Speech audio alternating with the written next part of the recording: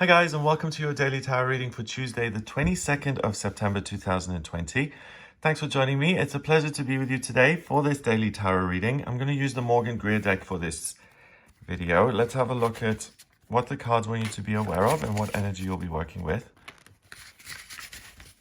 So the first card we have is the wonderful looking 10 of Swords. Okay, could be worse. Then we have the Queen of Pentacles. And finally, the Hermit in reverse. That's interesting. Wow. The 10 of Swords is rock bottom. It's being stabbed in the back by every negative thought and circumstance that can happen. It's your friends betraying you and losing your partner and everything you held dear. And it's really getting to a place in your life where the world says something's going to have to give. You're going to have to change. You can't keep doing the same thing over and over and over again if you expect things to get better. It's really the end of the road, and it's really a belief system and a way of looking at your life that has come full circle and that's concluded. Because each sword represents an idea or a thought. And the swords here are weaponized. They're used to stick in someone's back. So some sort of malevolent force is harming this person. We don't know whether this person is innocent or guilty or somewhere in the middle. We know nothing about this person. All we can see is the crime. And when we do this to ourselves by letting our own thoughts crucify us, that's the real crime. Because if something happens to you when you're younger or in life, okay, that's tragic and unfortunate. But if you then perpetuate that kind of negative thinking or the abuse that you suffered, if you continue that, and if you do that to yourself, then that's even worse because you're carrying that with you for ever and ever and ever. So this card means that you come to a crossroads here, number 10, and it's time to evaluate your way of looking at the world and your way of thinking because it no longer serves you. And you now have the option. You can keep going. You can go straight with your way of looking at your life, your job, the people in your life. Or you can go left and you can say, these are the past experiences. That does not mean I have to carry them into my future. So just because they have happened to me doesn't mean I have to let them keep happening to me. I can get these things out of my life. And also, wonderful things can happen in future. Just because they haven't happened yet doesn't mean they never will. You can also go right and change your way of thinking and say, okay, I'm going to do the opposite. Or I'm going to look at making decisions differently. So take this kind of call seriously to evaluate your plans and your goals for the foreseeable future. What is it that doesn't work in your life, but that you keep doing over and over and over again? The next card is the Queen of Pentacles, and she's mastered the element of Pentacles, which is Earth. And what that means is if you actually are able to look at your own faulty beliefs and your own negative behavioral patterns, you have the strength of the Queen here, who's able to overcome and transcend the real world. And she's able to actually influence the real world. So what that means is you can change your thinking. You're not defenseless in your own head. You've got a choice. You can choose again. You can, just because you thought something once doesn't mean you have to keep thinking it for the rest of your life. You can change your thoughts and you can affirm positive truths. By doing that, you liberate yourself from this negativity and you manifest earth, air, fire, water in the way you want. So you're able to reclaim your power when it comes to your thoughts and ideas. And because we live on this planet, everything is vibration and thoughts and ideas. By changing your thoughts, you change your reality. And the Hermit is in reverse, which is really interesting because the Hermit is an expert at thinking and changing his thoughts, because the Hermit, this way round, holds up this star and it shines the light. It illuminates everything. And it's a six-sided star. So it's about balance between the physical and the spiritual and where they meet. So this light illuminates what he's trying to figure out. He's a hermit because he believes that the answers lie within, that the truth is already inside of him. He doesn't need to sit in a lecture hall and listen to a professor. He doesn't believe that that is a reliable source of information. He's holding this long staff. Again, we've got the element of fire here, and that is really this super strong vertical line, and that requires strength. He has backbone, he has perseverance, and this fire in his belly that says, do you know what? Go sit in the mountains for 40 years and figure things out. Unless you believe in that, unless you really think you can achieve something with that kind of behavior, it's not a particularly attractive notion to go isolate yourself for some sort of non-guaranteed promise that you're going to get answers to the meaning of life. Nor does everyone want the meaning of life. Most people just want to have a good life without too much pain, where they can do their best. He's in reverse. So one, you don't have this urge to isolate yourself. You don't feel like you have to be completely on your own to get some sort of an answer. You can get answers from yourself, but you can also get it from other people. You can get it from your environment, and you can get it from your experiences, from source, from your meditation, from a number of places. So you're not isolated. You're actually very good at connecting with people.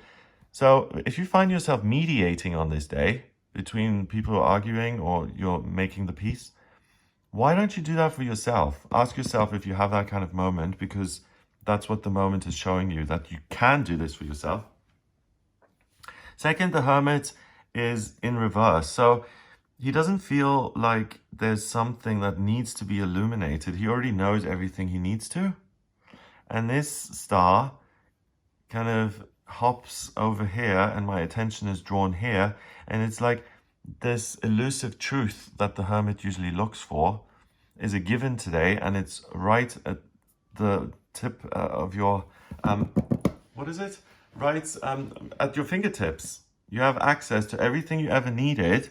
So you understand your own thoughts, and it's not the world's thinking that you need to resolve. Why do, it's not your job to understand, for example, why LGBT rights don't exist in Poland, and to try and make sense of that and to change the whole culture.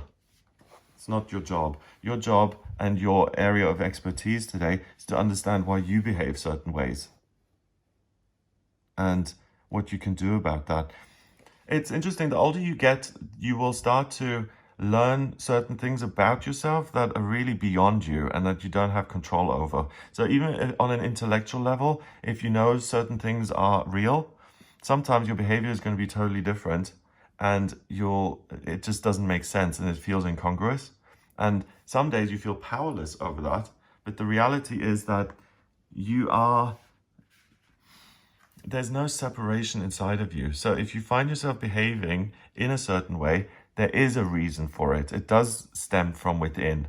And today you have access to the motherboard of your own inner computer, and you can retweak and solder little wires so that you let go of thoughts that really don't serve you and that have been with you for a long time. So let's say I had this experience the other day. So I can give you an example. I went to the health shop and I wanted to buy something. And there was this there was this guy standing near me, and he was my height, and he had a beard and stuff, and I didn't really get a good look, but it was just a guy, and I found it really imposing and intimidating, and I saw myself feel intimidated. It was weird. It was like this, it was like I was watching myself behave.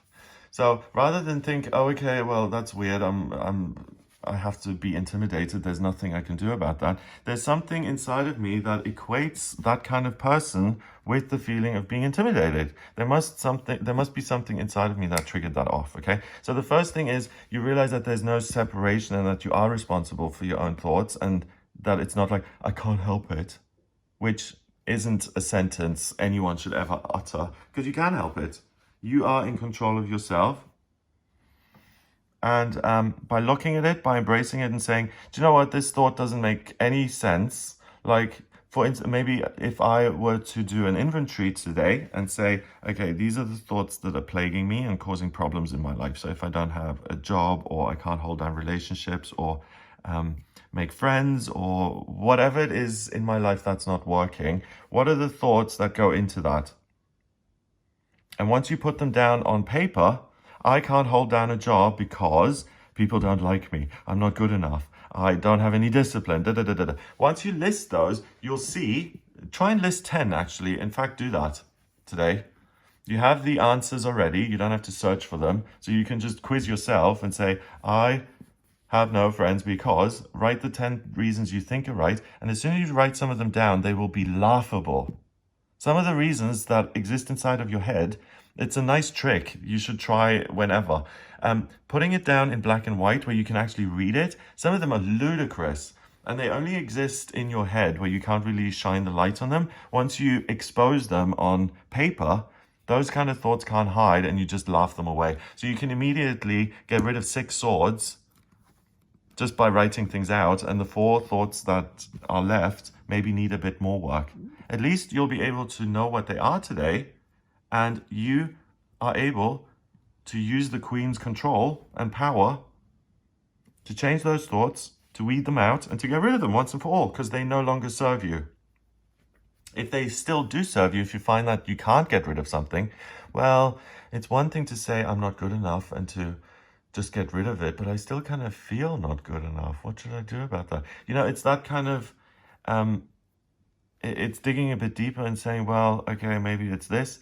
And if you get to a sense of, okay, I've weeded all of this out, and now I have to use some positive reinforcement. I am good enough, and I'm going to prove it to myself. That's where the Queen comes in, because she has the confidence to mold her surroundings according to her taste. And that's what you're doing here today. You're molding your personality and your life around your taste. Number-wise, we've got 9 and 1 is 10 and 10 is 20. 20 reduces to 2 in numerology. Yep. And 2 is 1 and 1 is 2. 1 and 1 is a relationship. So 2 is about the relationship with yourself, the relationship you have with other people, and what doesn't work in your life. And it's about improving that relationship and taking control of it. So have an amazing day. If you'd like a personal reading with me, please get in touch via my website. It's gregoryscott.com. On the front page, just click on the book your reading button to order your reading with me. I use astrology, tarot, numerology, and my intuition in my personal readings. And I can answer any questions about life purpose, vocational aptitudes, where to live, love, romance, money, anything at all. So if you have any questions, then do get in touch with me via the website, gregoryscott.com, and order your reading there. Click like to give this video a thumbs up, and it does help the videos if you click the like button. So please do that if you get the chance. Hit subscribe as well to be part of this channel, and share the video online if you really like it. Have an amazing day, and I'll speak to you tomorrow.